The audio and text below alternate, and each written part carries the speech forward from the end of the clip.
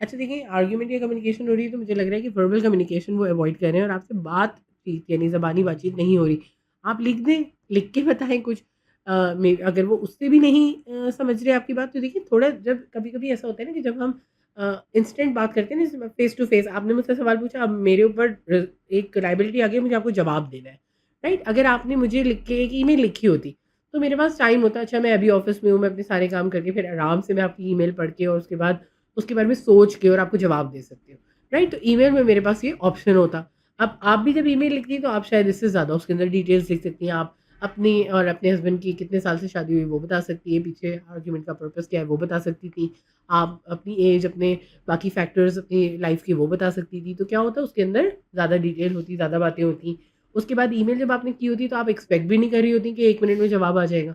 तो ये जो चीज़ें होती हैं ना, कभी-कभी इंस्टेंटेनियस हमारी इतनी लाइफ हो गई है ना, व्हाट्सएप भेजा, व्हाट्सएप आया, इंस्टेंटेनियस कम्युनिकेशन हो रही है।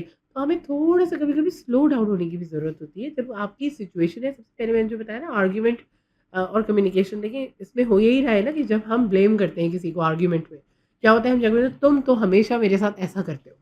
तुमने मेरी ज़िंदगी को यूँ कर दिया है। तो हम सिर्फ़ एक ब्लेम या जजमेंट पास करते हैं। ये दोनों चीज़ें दूसरे इंसान के लिए लेना इज़ नॉट है आइडियल। वो कभी भी नहीं चाहेगा कि मुझे ऐसी बातें बोली जाएँ, अनलेस वो बहुत ही विक्टिम स्टेट का इंसान हो। तो क्या होगा कि वो उस डिफेंसिव हो जाएगा और वो उससे बचने की कोशिश करेगा। अब बचने की कोशिश करेगा तो फाइट, फ्लाइट, फ्रीज़, या तो वो आपसे फाइट करेंगे, या he will run away from the situation, और he will freeze and he will just continue doing for emotionally freeze हो जाएँगे। तो अब क्या होगा कि इन तीनों सिचुएशन में आपको कोई फ़ायदा नहीं होगा, आप और एजिटेट होंगे। तो may be slow down your communication. Arguments का कोई हल नहीं होता, वो कहीं नहीं पहुँचते, तो अवॉइड आर्ग्यूमेंट्स, आप भी अवॉइड करें। कम्युनिकेशन है, कम्युनिकेशन मैंने इसीलिए आपको बताया, communication is a skill, it's a whole science जिसको सीखने की बहुत ज़्यादा ज़रूरत है। जैसे मेरा जो कम्युनिकेशन का वर्कशॉप है, इट इज़ 4 मॉड्यूल्स, क्योंकि एक मॉड्यूल में आप नहीं सीख सकते। पहले तो आपको कम्युनिकेशन का स्कोप ही समझना पड़ेगा कि क्या चीज़ है। जैसे अगर मैं आपसे भी कहूँ कि साइलेंस इज़ ऑल्सो कम्युनिकेशन। अगर आपने किसी से एक सवाल पूछा और वो आपको जवाब ही नहीं दे रहा, तो उसका भी बहुत बहुत सारे मतलब हो सकते हैं उसके। उसका मतलब ये हो सकता है वो आपको नेग्लेक्ट कर रहा है, आपको इग्नोर कर रहा है, आपको इंसल्ट करना चाह रहा है, आपको, मतलब बहुत सारे उसके मीनिंग्स हो सकते हैं, राइट? तो you can interpret any of them depending on their gestures, their tone, your relationship with them. आप इस तरह से उसको असेस कर लेंगी। एक बंदा बहुत खामोश है, हो सकता है वो बहुत दुखी है इसलिए आपको जवाब नहीं दे रहा। हो सकता है अगला बंदा डेफ है, उसने सुनी ही नहीं आपकी बात।